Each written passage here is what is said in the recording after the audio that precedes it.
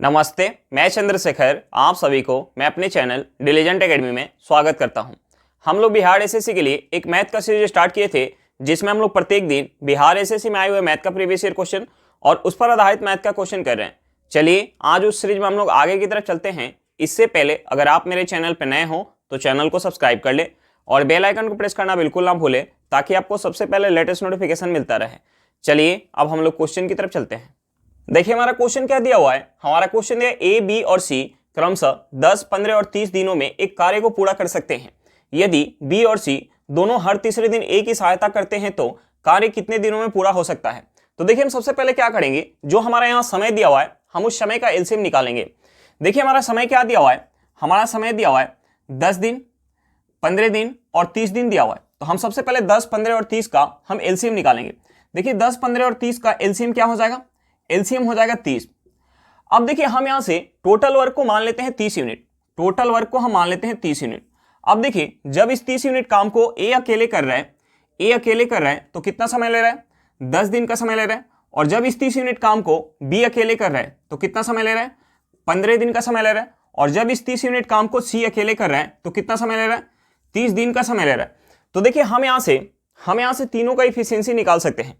ए जो है 10 दिन में अगर 30 यूनिट काम कर रहा है तो एक दिन में कितना काम कर रहा होगा, 3 यूनिट। एक दिन में कितना काम कर रहा होगा, 3 यूनिट। बी जो है 15 दिन में अगर 30 यूनिट काम कर रहा है तो एक दिन में कितना काम कर रहा होगा, 2 यूनिट। सी जो है 30 दिन में अगर 30 यूनिट काम कर रहा है तो एक दिन में कितना कर रहा होगा, 1 यूनिट काम कर रहा होगा। अब देखिए हमें क्वेश्चन में आगे क्या दिया हुआ है, हमें क्वेश्चन में आगे दिया हुआ है यदि बी और सी दोनों हर तीसरे दिन ए की सहायता करते हैं तो कार्य कितने दिनों में पूरा हो सकता है।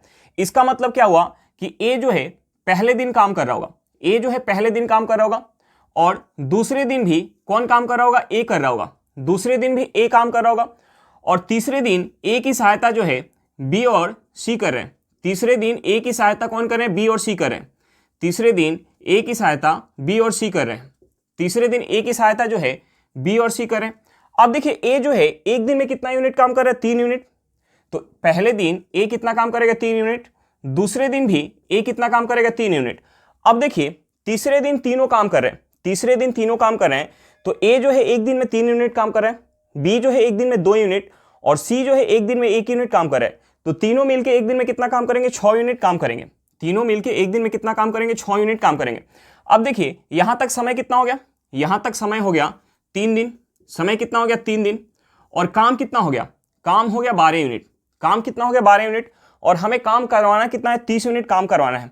तो देखिए हम इस 12 में अगर 2 से गुना करेंगे तो ये हमारा क्या हो जाएगा, 24 यूनिट हो जाएगा। तो हम दोनों साइड 2 से गुना कर लेते हैं। हम इस साइड 2 से गुना करेंगे तो ये हमारा हो जाएगा 6 दिन। ये क्या हो जाएगा, 6 दिन। और ये क्या हो जाएगा, 24 यूनिट हो जाएगा। अब देखिए छठे दिन तीनों आए होंगे, उसके बाद 7वें दिन कौन आएगा, 7वें दिन ए आएगा और 8वें दिन भी कौन आएगा, ए आएगा। यानी अगले 2 दिन में ए जो है कितना काम कर देगा, ए एक दिन में 3 यूनिट काम कर रहा है और हमें जो है शेष 6 यूनिट काम करवाना है। यानी 2 दिन में ए जो है 6 यूनिट काम कर देगा। हमारा आंसर यहां से क्या निकल के आ जाएगा, आंसर निकल के आ जाएगा 8 दिन में कितना काम हो जाएगा, 8 दिन में 30 यूनिट काम हो जाएगा। हमारा आंसर क्या निकल के आ गया कि काम जो है 8 दिनों में इस तरीके से पूरा हो जाएगा। चलिए क्वेश्चन समझ में आ गया होगा, नेक्स्ट क्वेश्चन पे चलते हैं। देखिए हमारा क्वेश्चन क्या दिया हुआ है, हमारा क्वेश्चन है यदि किसी बिजली के बिल में 25% छूट दी जाती है तो अभी भी 1788 रुपए का भुगतान होना बाकी रह जाता है। प्रारंभ में बिल कितना था। तो देखिए हम सबसे पहले क्या करेंगे, इस 25% को हम फ्रैक्शन में चेंज करेंगे। इस 25% को हम फ्रैक्शन में चेंज करेंगे। इस 25% को फ्रैक्शन में चेंज करेंगे, ये क्या हो जाएगा, 1/4 हो जाएगा। यानी प्रारंभ में अगर बिजली का बिल 4 यूनिट होगा तो 4 पे 1 का डिस्काउंट देने के बाद कितना हो जाएगा, 3 यूनिट। अब देखिए हमें क्वेश्चन में क्या दिया हुआ है कि 25% छूट देने के बाद भी अभी 1788 रुपया भुगतान होना बाकी रह जाता है। और यहां जो है कितना भुगतान बाकी रह गया, अगर हम 4 पे 1 का डिस्काउंट दे दिए तो कितना भुगतान होना बाकी रह गया, अभी 3 यूनिट। यानी इस 3 यूनिट का वैल्यू हमें क्वेश्चन में कितना दिया हुआ है, 1788 रुपया दिया। इस 3 यूनिट का वैल्यू हमें क्वेश्चन में 1788 रुपया दिया हुआ है। तो हम यहां से 1 यूनिट का वैल्यू निकाल सकते हैं। हम इसे 3 से काटेंगे, ये 3 से 5 बार में जाएगा, हाथ में 2, 27, 27 9 बार में जाएगा, हाथ में 1, 18 6 बार में जाएगा। यानी 1 यूनिट का वैल्यू क्या निकल के आ गया, 596 रुपया। तो हमसे पूछ क्या रहा है कि प्रारंभ में बिल कितना था, प्रारंभ में बिल कितना था, 4 यूनिट। यानी हम यहां से 4 यूनिट का वैल्यू निकाल सकते हैं। हम इसमें 4 से गुना करेंगे, ये हो जाएगा 24, 36 2 38, हाथ में 3, 20 3 23। हमारा आंसर क्या निकल के आ गया, 2384 रुपया। हमारा आंसर क्या निकल के आएगा कि प्रारंभ में बिजली का बिल कितना होगा, 2384 रुपया होगा। चलिए क्वेश्चन समझ में आ गया होगा, नेक्स्ट क्वेश्चन पे चलते हैं। देखिए हमारा क्वेश्चन क्या दिया हुआ है। हमारा क्वेश्चन है वर्तमान में पति और पत्नी की उम्र का योग 60 है। 4 साल पहले उनकी उम्र का अनुपात 7:6 था। पति का उम्र क्या है? हमें क्या निकालना है? पति का उम्र निकालना है। अब देखिए हमें क्वेश्चन में क्या दिया हुआ है, हमें क्वेश्चन में वर्तमान में आयु का योग दिया हुआ है। वर्तमान में हमें आयु का योग क्या दिया हुआ है? 60 वर्ष दिया हुआ है। वर्तमान में हमें आयु का योग क्या दिया है? 60 वर्ष दिया हुआ है। और हमें क्या दिया हुआ है? हमें जो है 4 वर्ष पहले का हमें आयु का रेशियो दिया हुआ है। तो देखिए हम 4 वर्ष पहले का आयु का योग निकाल सकते हैं। हम यहां से 4 वर्ष पहले का हम योग निकाल सकते हैं। 4 वर्ष पहले का योग क्या हो जाएगा, यानी दोनों के आयु में से 4 वर्ष माइनस करेंगे, यानी हम इस योग में से 8 वर्ष माइनस करेंगे। तो हम इस 60 में से अगर 8 माइनस कर लेंगे तो हमारा क्या निकल के आ जाएगा? 4 वर्ष पहले आयु का योग निकल के आ जाएगा। 4 वर्ष पहले आयु का योग क्या हो जाएगा? 52 वर्ष हो जाएगा। अब देखिए हमें क्वेश्चन में क्या दिया है? 4 वर्ष पहले का हमें रेशियो दिया है। हमें जो है पति और पत्नी का हमें रेशियो क्या दिया? 7:6 दिया हुआ है। यानी 4 वर्ष पहले अगर पति का उम्र अगर 7 यूनिट होगा तो पत्नी का उम्र कितना होगा? 6 यूनिट। तो हम यहां से अगर योग निकालेंगे 4 वर्ष पहले का तो हमारा योग क्या निकल के आ जाएगा? 13 यूनिट निकल के आ जाएगा। लेकिन 4 वर्ष पहले का हमारा योग क्या निकल के आया? 52 वर्ष। यानी इस 13 यूनिट का वैल्यू हमारा क्या निकल के आया? 52 वर्ष निकल के आया। तो हमारा यहां से 1 यूनिट का वैल्यू क्या हो जाएगा? 1 यूनिट का वैल्यू हो जाएगा 4 वर्ष। यानी 4 वर्ष पहले पति का उम्र कितना हो जाएगा? 28 वर्ष हो जाएगा। 4 वर्ष पहले पति का उम्र क्या हो जाएगा? 28 वर्ष। तो हमसे पूछ क्या रहा है? वर्तमान का। हमसे पूछ रहा है वर्तमान का। तो देखिए वर्तमान में पति का उम्र क्या हो जाएगा? 28 प्लस का 4, यानी यहां से हमारा आंसर क्या निकल के आ जाएगा? 32 वर्ष निकल के आ जाएगा। हमारा आंसर क्या निकल के आएगा? 32 वर्ष निकल के आएगा। चलिए क्वेश्चन समझ में आ गया होगा, नेक्स्ट क्वेश्चन पे चलते हैं।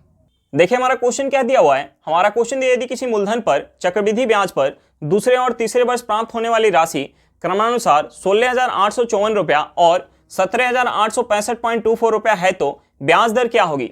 हमें क्या निकालना है? रेट ऑफ इंटरेस्ट निकालना है। अब देखिए हमें इस क्वेश्चन में क्या दिया हुआ है? हमें इस क्वेश्चन में दिया है 2 वर्ष के अंत में प्राप्त होने वाला अमाउंट और 3 वर्ष के अंत में प्राप्त होने वाला अमाउंट दिया हुआ है। और यहाँ जो है ब्याज काउंट हो रहा है चक्रवृद्धि ब्याज के दर से।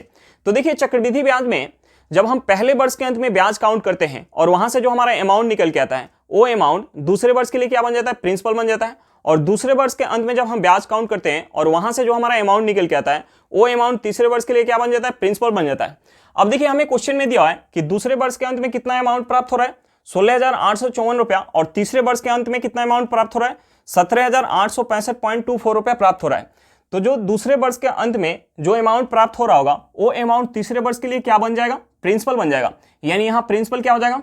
16,854 रुपया हो जाएगा। प्रिंसिपल क्या हो जाएगा? 16,854 रुपया। और यहाँ अमाउंट क्या हो जाएगा?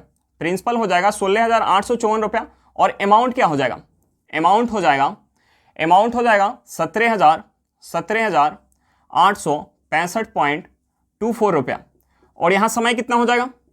ये जो है दूसरे वर्ष अंत का हमारा क्या है? अमाउंट है। और ये तीसरे वर्ष के अंत का अमाउंट है। यानी समय कितना हो गया? समय हो गया 1 वर्ष का। समय कितना हो गया? 1 वर्ष। और हमें निकालना क्या है? हमें निकालना है रेट ऑफ इंटरेस्ट। हमें क्या निकालना है? रेट ऑफ इंटरेस्ट निकालना है। तो देखिए यहाँ जो है 1 वर्ष में कितने का ब्याज मिल गया? तो हम इस अमाउंट में से अगर प्रिंसिपल माइनस करेंगे तो हमारा क्या निकल के आ जाएगा? ब्याज निकल के आ जाएगा। हम इसमें से माइनस करेंगे तो हमारा ब्याज कितना हो जाएगा? हम इसमें से माइनस करेंगे तो ये हमारा हो जाएगा 1,011.24 रुपया हो जाएगा। 1,011.24 रुपया का ब्याज किस पे मिल रहा है? 16,854 रुपया पे मिल रहा है। इंटू हम 100 करेंगे तो हमारा क्या निकल के आ जाएगा? रेट ऑफ इंटरेस्ट निकल के आ जाएगा। अब देखिए हम इसमें 100 से गुना करेंगे तो ये हमारा पॉइंट खत्म हो जाएगा। 100 से गुना करेंगे तो पॉइंट खत्म हो जाएगा। हम इसे अगर काटेंगे तो ये कितने बार में जाएगा? ये चला जाएगा 6 बार में चला जाएगा। ये 6 बार में चला जाएगा। यहाँ से हमारा रेट ऑफ इंटरेस्ट क्या निकल के आएगा? 6% निकल के आएगा। हमारा आंसर क्या निकल के आएगा? 6% निकल के आएगा। चलिए क्वेश्चन समझ में आ गया होगा, नेक्स्ट क्वेश्चन पे चलते हैं।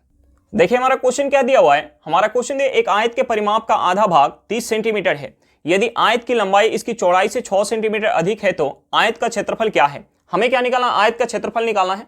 तो देखिए आयत के क्षेत्रफल का फॉर्मूला क्या होता है? लंबाई गुने चौड़ाई। तो हमें सबसे पहले आयत की लंबाई और चौड़ाई निकालनी पड़ेगी। अब देखिए हमें क्वेश्चन में क्या दिया हुआ है? हमें क्वेश्चन में दिया हुआ है आयत की लंबाई इसकी चौड़ाई से 6 सेंटीमीटर अधिक है। तो देखिए हम यहां मान लेते हैं कि आयत की जो चौड़ाई है वो 1 सेंटीमीटर है। हम यहां मान लेते हैं आयत की जो चौड़ाई है वो 1 सेंटीमीटर है। तो लंबाई क्या हो जाएगी? लंबाई हो जाएगी x प्लस का 6 सेंटीमीटर हो जाएगी। लंबाई क्या हो जाएगी, x प्लस का 6 सेंटीमीटर। अब देखिए हमें क्या दिया हुआ है, हमें दिया हुआ है क्वेश्चन में कि आयत के परिमाप का आधा भाग 30 सेंटीमीटर है। तो आयत के परिमाप का फॉर्मूला क्या होता है, 2 इंटू लंबाई प्लस चौड़ाई। इसका हमें आधा भाग क्या दिया हुआ है, 30 सेंटीमीटर दिया हुआ है। इसका आधा भाग हमें 30 सेंटीमीटर दिया हुआ है, तो हम यहाँ से 2 से 2 काट सकते हैं। यहाँ से हमारा हो जाएगा L plus B equal to क्या हो जाएगा, 30 सेंटीमीटर हो जाएगा। अब देखिए हम L के जगह पुट कर लेते हैं यहाँ x प्लस का 6। हम यहाँ L के जगह पुट करेंगे x प्लस का 6 प्लस b के जगह हम पुट कर लेते हैं x इक्वल टू हमारा क्या हो जाएगा, 30 हो जाएगा। अब देखिए इस इक्वेशन से हम x का वैल्यू निकाल सकते हैं। यहाँ से हमारा क्या हो जाएगा, यहाँ से हमारा हो जाएगा 2x इक्वल टू इस 6 को अगर हम उस साइड ले जाएंगे तो प्लस में तो माइनस में हो जाएगा। यहाँ से हो जाएगा 24। यहाँ से हमारा x क्या निकल के आ जाएगा, यहाँ से हमारा x निकल के आ जाएगा 12। अब देखिए x क्या निकल के आ गया, 12 निकल के आ गया। तो हम यहाँ से चौड़ाई और लंबाई निकाल सकते हैं।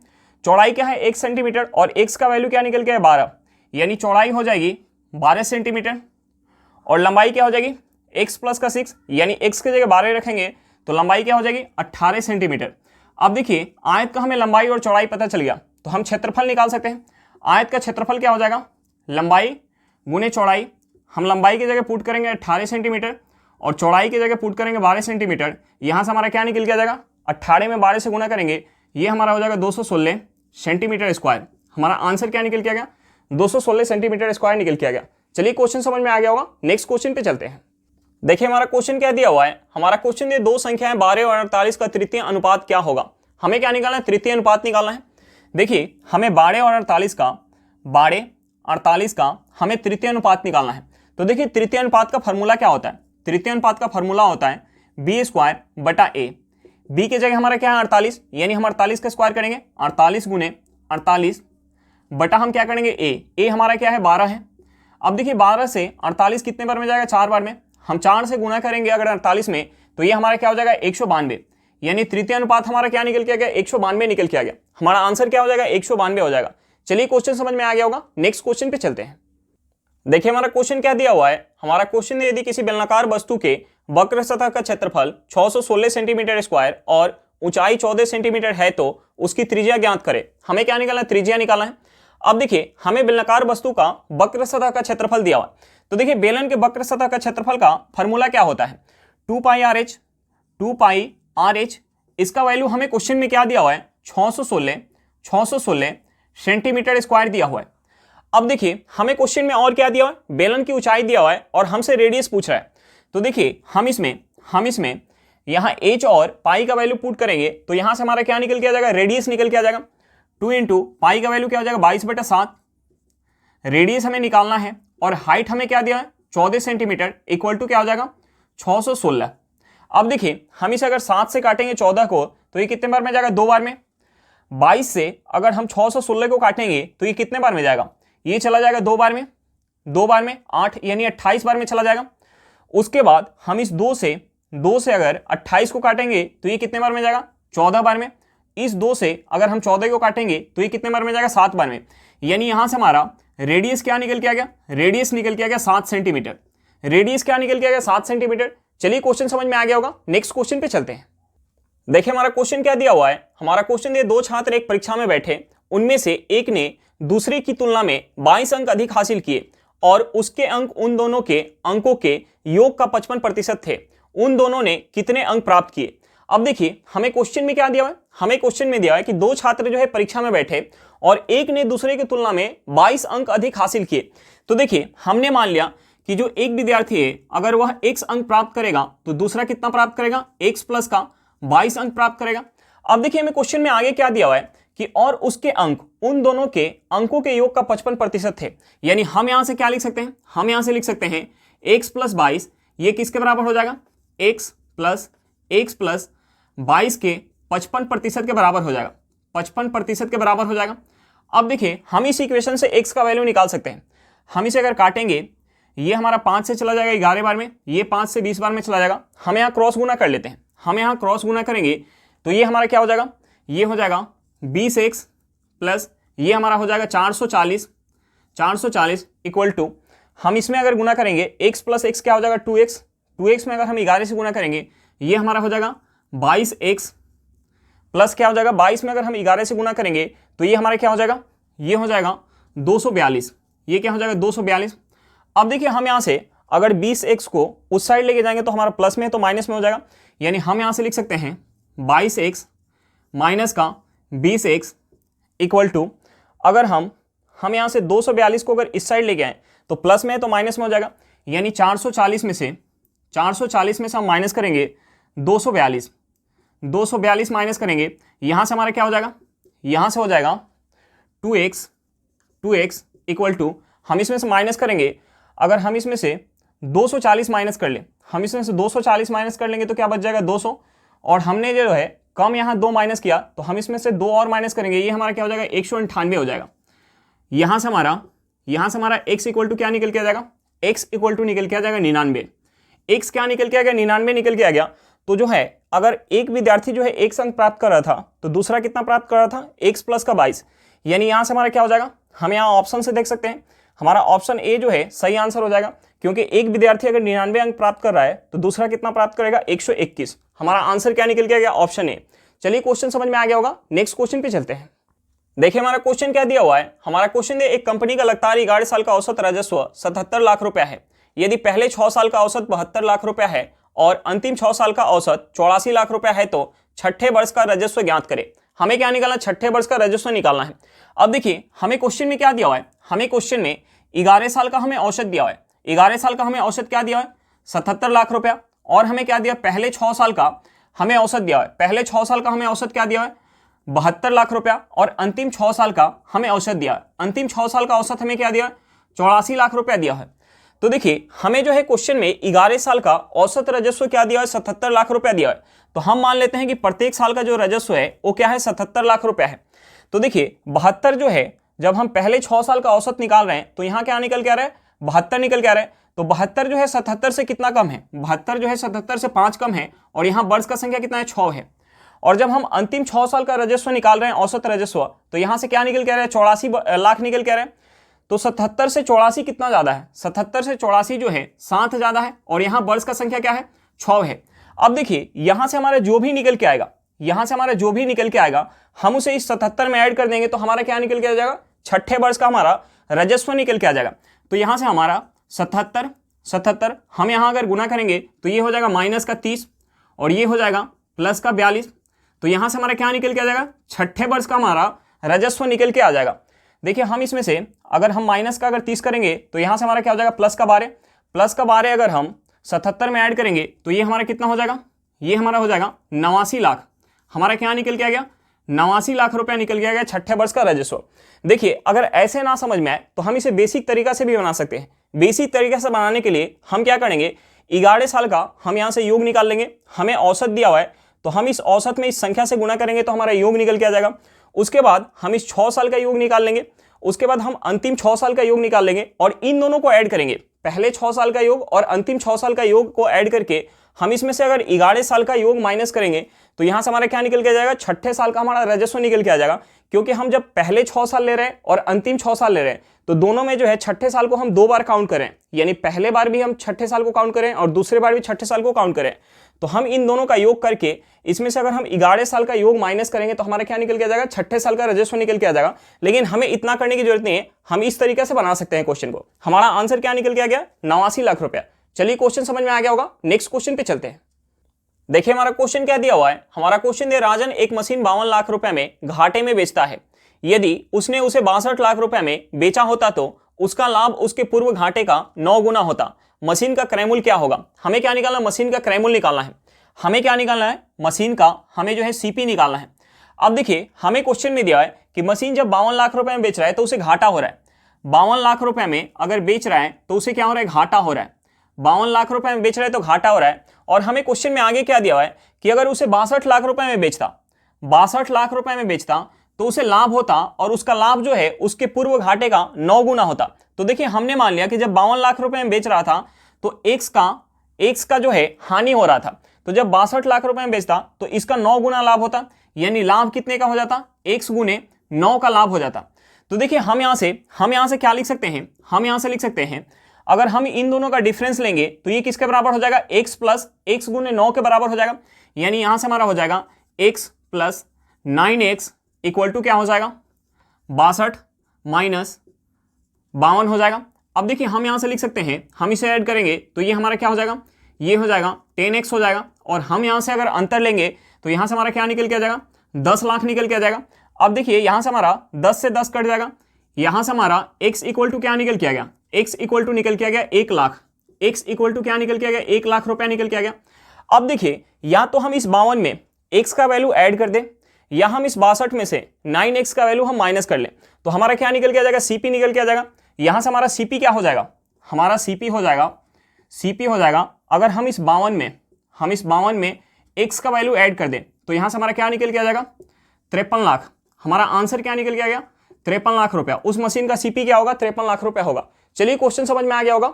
आज के लिए इतना ही, फिर मिलते हैं नेक्स्ट क्लास में। अगर क्लास अच्छा लगे तो क्लास को लाइक करिएगा, अगर आप मेरे चैनल पर नए हो तो चैनल को सब्सक्राइब करिएगा और क्लास को अपने दोस्तों के साथ शेयर करना बिल्कुल मत भूलिएगा। चलिए बाय बाय।